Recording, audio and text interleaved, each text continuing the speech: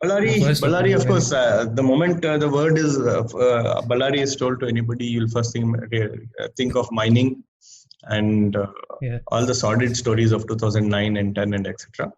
But when I came to Ballari on the first tenure as chief executive officer, uh, uh, it was not as it was made out to be. Ballari people are quite soft inside, so I found them to be very, very accommodative and sweet, and including the elected representatives who were there. So I never had any difficulties.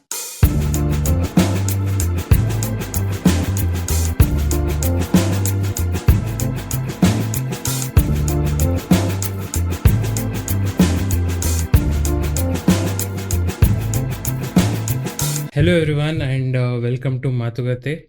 And today with us we have SS Nakul sir, who is currently serving as the Deputy Commissioner of Ballari District. Welcome to the podcast, sir. It's an absolute pleasure to have you on the podcast. Thank you very much. I'm also happy to join you, Manish. Very happy to be on board. Thank you, sir. So let me just start by asking you about your childhood. How was your childhood like? Where did you do your schooling, and how were you as a student? That's a very interesting question. My childhood was a happy childhood. I had a very, very happy childhood. I am basically from Kushal Nagar in Kurg district. So I studied in a convent school called Fatima Convent in Kushal Nagar up till my seventh from my kindergarten. Then from there, I went into from 8th standard to second PUC. I've studied in Ramakrishna Vidyashala, Mysore. Then further, I went into engineering in Mysore, SJC. I did my engineering in electronics and communication. So that's my educational side of it. Of course, I had my elder brother with me during my childhood. So that's why I said I had a very happy childhood with him. Okay. And what motivated you to take this path, sir? Like, were you all did you envision this always as a child, or was it something that you figured it out in the later parts of your life that I have to pursue this and I want to be a civil servant? Okay. Initially, it was kind of the idea was implanted in me by my father that I should be looking at civil services as an optional from my childhood. So he kept inspiring me that if you are able to get into civil services, you can uh, be of some use to the society and also try to bring in some changes that you can do in your domain and try to improve life of people around you. So this was implanted early in my childhood. But as I grew up, I went into the conventional mode of engineering, and then I thought I'll do a couple of years of a tech job. But then I worked in a tech company called Delphi Automotives in Bangalore. So for 3 years I was there. So after that, I realized that probably I was not fit for the. I was not into the mold for the job. So I was probably my calling was somewhere else. So that is where when I decided to go back to what the original idea of mine was, and went back and wrote the exam as I was working with Delphi Automotives and was able to clear in the first attempt and got into IRS in the first, and then wrote the exam again since I wanted to be in the IAS. And thankfully, in the second attempt, I came through with 31st rank for the state country.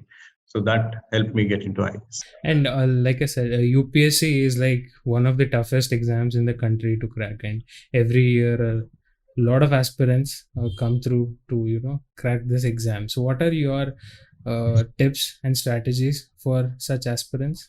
I've for UPSC, my personal belief is systematic preparation and hard work. Both of it is important.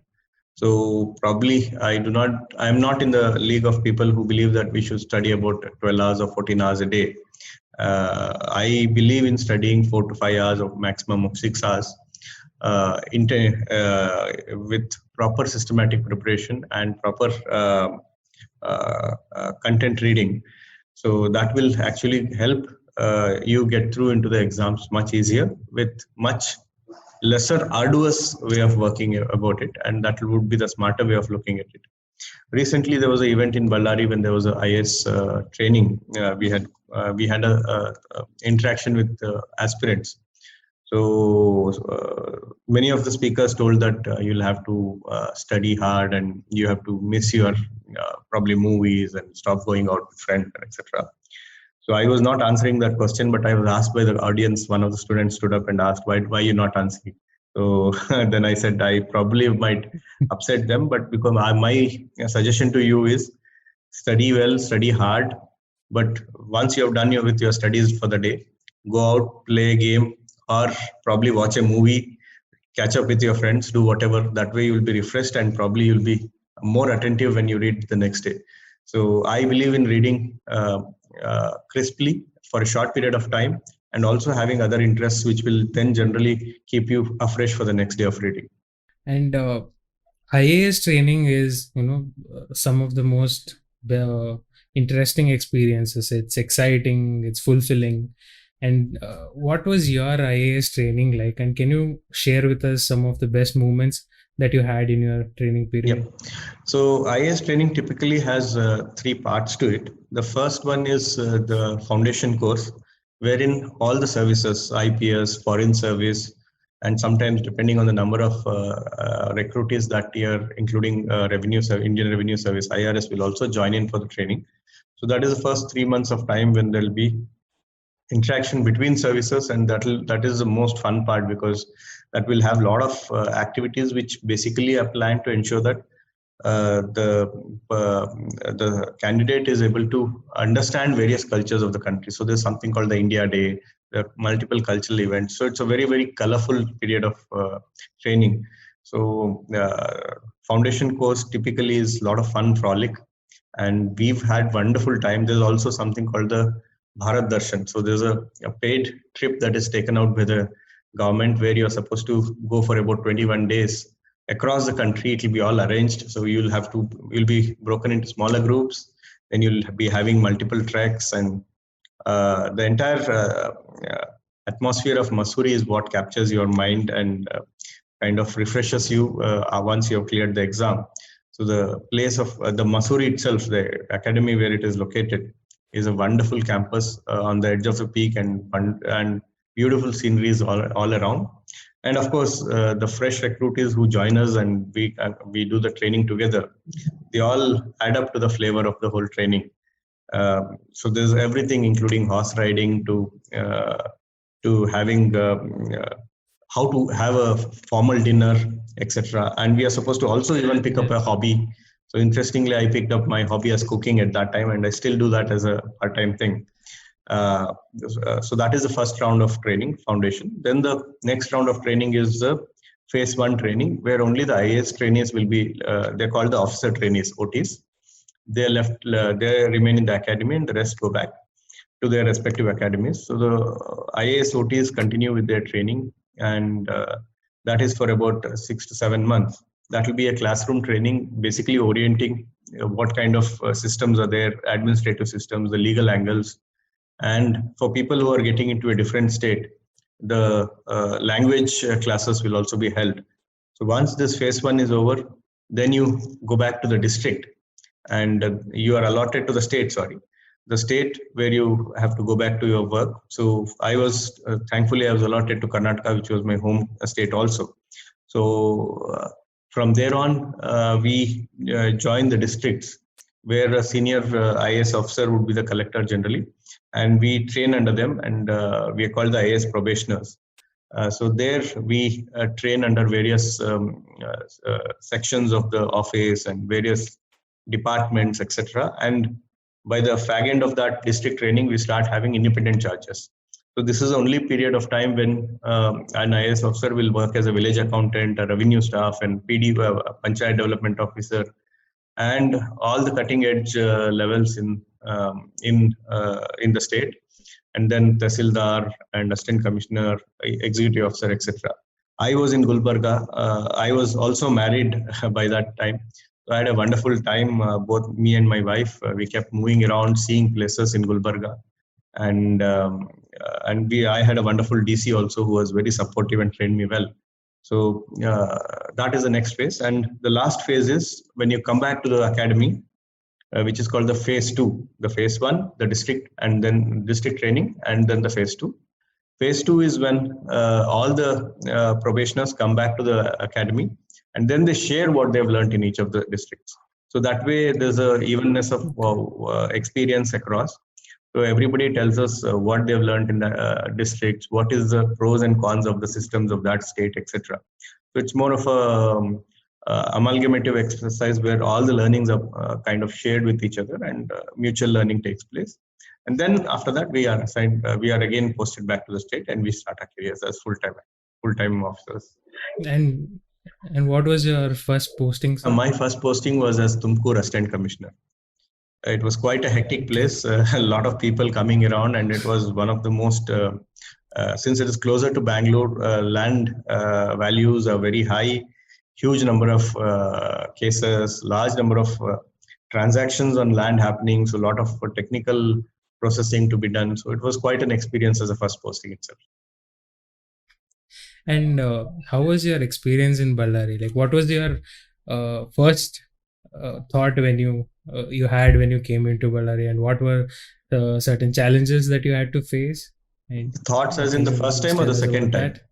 So I've been in Ballari for the first time. Yeah, the first time I was as a I was earlier. I worked here as a chief executive officer of Jilla Panchayat for about 10 months. Before I was posted as Deputy Commissioner Uttar Kannada, where I was there for about 2.5 years. And then I did an election in BBMP and then came back to Ballari. So I think your question is on the second phase as thoughts. No, I was the first opinion. Like, Ballari, of course, the moment the word is Ballari is told to anybody, you'll first think of mining and all the sordid stories of 2009 and 10 and etc. But when I came to Ballari on the first tenure as Chief Executive Officer, it was not as it was made out to be. Ballari people are quite soft inside. So I found them to be very, very accommodative and sweet. And including the elected representatives who were there. So I never had any difficulties. And incidentally, my son was born in Ballari. So that, of course, is a great point of memory for us. Yeah, and I think you had the delivery in the government hospital, and there was an article about it. I should not be taking credit. It was my wife's decision, so I just went along with her decision. I earned some brownie points for it, but I think all of it goes to my wife. She was very comfortable with the district hospital, the facilities there, and she felt that it was as good as any of the private nursing homes. So she took a conscious decision to go there. So that is one. And then after that, I again came back about 1.5 years back in 2018 June. I came here as Deputy Commissioner. I had a very smooth first 6 months when we had good time when we could pick up something called the District Mineral Fund. We have something called the District Mineral Fund. All the mining that happens, a percentage of it is deposited in the mineral fund of the district. So typically in normal districts, it is very small, meager amount. In here, Ballari, we have about 250 to 300 crores every year it gets accumulated. For the last 5 years, the expenditure was not much. So it was just about 55 odd crores in the last 5 years. So we realized that we had a large amount of money available with us, which was not utilized. So we had close to about 1,500 crores available with us. So so the first 6 months, I had to spend a lot of time to create teams and create systems on how to kickstart the expenditure and create infrastructure. And there was only one person who was handling the whole activity. So he was already crammed with the process. So we created a team of about 30 people. Am I audible? I'm yes, audible. Sir. Yeah. So we created a team of 30 people. We introduced new processes. We had to actually re-engineer our systems of how we looked at works, etc. And then we pushed up for expenditure. And in just about 1 year after that, we were able to do an expenditure of close to 290 crores. So that was one of our big achievements. But this, as we were doing, COVID hit us in March, and rest of the story, I think it's known. I don't know if you want me to repeat that part. It was a, But it yeah, was a, sir, I did have a question about that because yeah. uh, COVID was a very unique situation. There was no, kind of precedence to look back and, implement them now, because you had to True. adapt to a lot of changes as you were going, and I'm sure you had a great number of challenges to deal with. So can you tell us, like, what are the sort of challenges that you faced and some of the lessons that you learned in the process? Now, COVID, as you said, was extraordinarily unique because one, of course, as you said, there was no earlier history of such activity that we had done. Second, it was basically everybody was learning as it was happening. So if you remember in March, we were having this system when inter-district travel was banned and everybody was asked to stay inside the houses and nobody was allowed to come out. So each phase has its own. We had its own challenges. So the first phase, when nobody was allowed to go out, there was a huge requirement for people on medical grounds to wanting to go uh, for treatment, and many people on cancer wanted to go for their therapies, etc. So then we had to set up cells in each of the talukas so that they didn't have to run around and kind of come and stand in queue. That way, we were able to help them and quickly give whoever wanted those passes. Definitely, that had its own challenges because somebody would again try to sneak in for generally time pass visit to somewhere else. Yeah. So we had to weed it out. So that was a very funny and difficult time. And then came the time when there was travel was allowed, but of course, the first phase also had the challenge that what we envisaged very early is that people who were on the middle class, lower middle class, upper middle class, and the richer class didn't have much of a problem on food because they would have some basic storing. They would have something in their house stocked or probably in a fridge or something like that. It was really the poorer section who were really hit hard because one, their livelihood, they were not able to get it. And second, they are typically the people who would not have food stocks beyond a couple of days stock. So we concentrated on them very early on. So we tied up with NGOs. So that is another surprise we had in Ballari. Typically, I was of the presumption that Ballari, the NGOs are quite laid back and probably will not have so much reciprocation. But once this during the first phase, we started asking for help and asking them to come forward and volunteer. We had an extraordinary number of volunteers coming forward and a large number of generous contributions. It was so good that we had a WhatsApp group of NGOs. So we just had to put something like, for example, can somebody do this? So then there'll be so many people telling us that we'll do it. Then we had to again put in the group probably an hour later saying that, okay, this activity is already done. Please don't volunteer for it. It's already taken care of now. It was that good.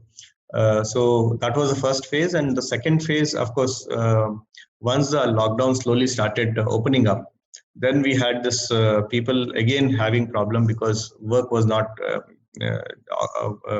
jobs were not opened up and factories were down and their livelihood is again hit hard. So we worked with mining companies for providing dry rations and provided them, probably we must have given close to 2.5 lakh dry ration kits to people, and probably about 4.5 lakh cooked food packets given to people during this period. So that was a very, very unique experience. Then when the numbers started hitting high, then the upgrading of our medical facilities, hospitals, oxygen pipelines, oxygen supplies, medicine supplies, ensuring doctors and nurses were working in coordination, shifting of patients, more importantly, shifting of, bed allocation. Bed allocation was a very, very critical activity because initially we started finding out that whoever was able to kind of manage and talk to doctors or get somebody to talk to the doctors, they would start getting ICU beds, although they did not require it. So they would generally be the panicky patients who would just want to be in the ICU for extra safety. And the person who was poor and who would not be able to, kind of get a call or etc. done, he would be the person who would require the ICU because of his health condition, but he would be lying in a general bed. So then we had to put up a internal team who would go once in 2-3 days, check the patient's medical history, and then move them between ICU and general beds. So we had a lot of local such activities happening, and thanks to the entire medical team, both private and government, I would say, and especially the NGOs, we were able to tide up in that difficult period of COVID in Ballari. We also had a very difficult incident in the very beginning of COVID. I don't know if you know of it. You might have seen it. It was quite viral, wherein the body disposal was not being done as per the system. So this was very, very early on in COVID. We had a sordid, sad, unfortunate day when we had deaths in large number. So that day, when the staff were asked to do the body cremation, they were not as sensitive as we would have liked them to be. We realized it when the video started coming in. Then we questioned the staff on why this happened. And very, very naturally, they said, "Sir, we were also scared. I mean, we are also human." And this was in early on in April when nobody knew what COVID was, what is its treatment exactly, and etc. So, and then we didn't go around and beating around the bush. That day in the evening, I believe, we just checked whether the video was ours. We confirmed with our staff. Then we just released a press release apologizing for the whole activity. We didn't want to say that, look, we are inquiring, we will tell you after 10 days, we'll tell you. We just didn't want it. We knew that we had made a mistake, and I did own up, and I apologized to their families and public. And surprisingly, very surprisingly, the moment we did that, the whole viral video stopped after that. It was running in the entire, probably in the national news also for the whole day. The moment we said that, look, we accept that it has happened, and we are sorry. We didn't do it purposefully. We are sorry, and we'll ensure that it doesn't happen. So once we did that acceptance of the issue, then the whole issue subsided after that. Of course, we had to train our staff and ensure that it didn't happen again. So COVID did give us different kind of challenges which we had not done, and probably happy to be working in Ballari with all the NGOs and wonderful doctors team who actually stood up to the challenge at this time. Yeah, and also there was this story where there was one pregnant woman who you took care of apparently, and they ended up naming their child. No, incidentally, I'll tell you the real story. Okay. So what really transpired is I used to visit the hospitals quite regularly, go as closer to the ward as I was allowed to, and then generally talk to the patients behind the ward and ask them if everything is all right. So just to ensure that probably I wanted a first-hand information saying, yes, it's looking good as it should be. So it seems I since honestly don't remember this incident, but this is what the father told me afterwards. So because I called him up and asked him, look, I am sorry, but I don't remember when it happened. So it seems I went into the hospital and he was standing, he and his child was, the mother and the pregnant mother was standing behind the glass door. And I just asked her, are you all right? Are you getting good food, etc.? Now that seems to have touched a chord for them, and they felt really happy that the deputy commissioner has come and asked them. And incidentally, they silently went home, and when the child was born, the father and mother decided to name after me. I think I felt honored when they said that, and very happy. But I also felt ashamed that I didn't remember the incident. I did mention it to the father. You probably have encounters like those. Like I don't know. I can't even remember the number. So it's yeah.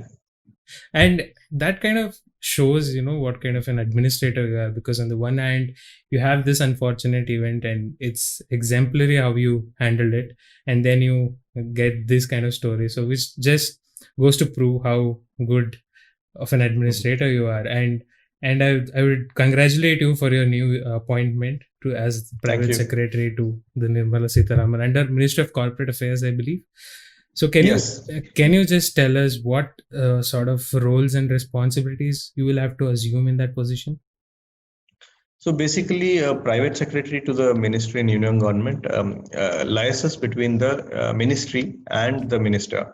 So his job is to coordinate with the secretaries of the department who will primarily be looking after the various policy issues. And I coordinate with the minister and uh,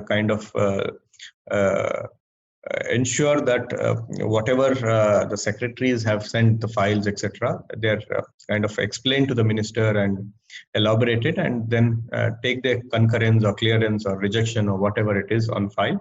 So my entire job is to kind of understand those files, explain it to the honorable minister, and then liaise with the departments, ministries per se. So even I am afresh to this role, but I thought this role will definitely give me a understanding of bird's eye view of the country's finance systems and etc. And it would be a different experience when compared to what I'm having in the state. So I thought I should leave my comfort zone for a couple of years and then work there in Delhi and learn about it. So that's the reason I took it up.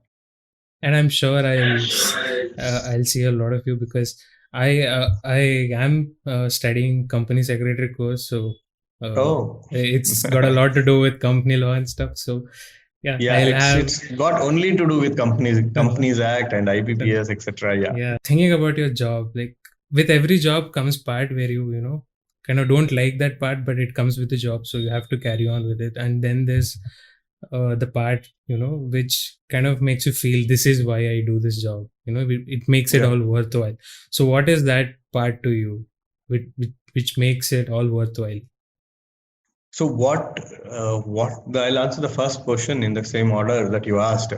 There are something that will kind of prick you. Why some parts of the job that will prick you. So typically, I feel that the job that we do generally encroaches into our personal space, because it eats up into our family time. It eats up into all our time. For example, in COVID, I was on phone 24/7, whether it's night or morning, etc. So I believe I was not able to devote as much time as I would have loved to spend with my son or wife or with my family per se. So that is one part. On the brighter side, I feel that all the efforts that we have done, definitely, probably we've been able to. I'll not say probably. With knowing instances that has happened, that we have definitely saved a couple of lives with all the efforts that we have done and the systems we had put. So that gives me a lot of satisfaction when I go back to sleep every day, saying that it is something that I've done for the society, and it is something that is worthwhile of sweating for. So that is. And on that note, we'll end this podcast. And it's been a great pleasure having you on the podcast, sir. And thank you Manish. Agreeing to do this. My pleasure.